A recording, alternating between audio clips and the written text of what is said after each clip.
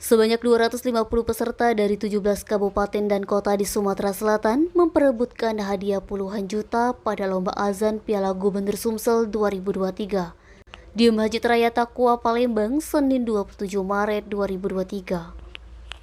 Ketua PWI Sumsel Firdaus Komar mengungkapkan, dalam rangka menyemarakkan Ramadan 1444 Hijriah, pihaknya bekerja sama dengan Pemprov Sumsel menggelar Lomba Azan guna menjadikan bulan puasa ini sebagai ladang pahala. Lomba azan ini juga selaras dengan program Gubernur Sumsel Haji Hermanderu, yakni satu desa satu rumah tahfiz.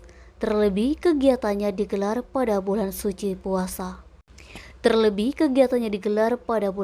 Ramadan, di mana setiap aktivitas ibadah apapun akan mendapatkan ganjaran pahala oleh Allah Subhanahu wa Ta'ala. Rafi'i Husin, Ketua Panitia, mengatakan pendaftaran lomba dibuka sejak Rabu 22 Maret hingga Minggu 26 Maret. Jumlah peserta sudah memenuhi kuota sebanyak 250 peserta yang terdiri dari usia 12-25 tahun. Rafi'i menuturkan lomba azan tersebut dilaksanakan selama 6 hari. Masing-masing pemenang akan memperebutkan hadiah jutaan rupiah. Juara pertama akan mendapatkan uang senilai 6 juta rupiah. Juara kedua akan mendapatkan uang senilai 4 juta rupiah. Dan juara ketiga senilai 3 juta rupiah. Sementara untuk juara harapan 1, 2, dan 3 akan mendapatkan masing-masing 1 juta rupiah. Serta juara favorit media sosial akan mendapatkan uang senilai 1 juta rupiah.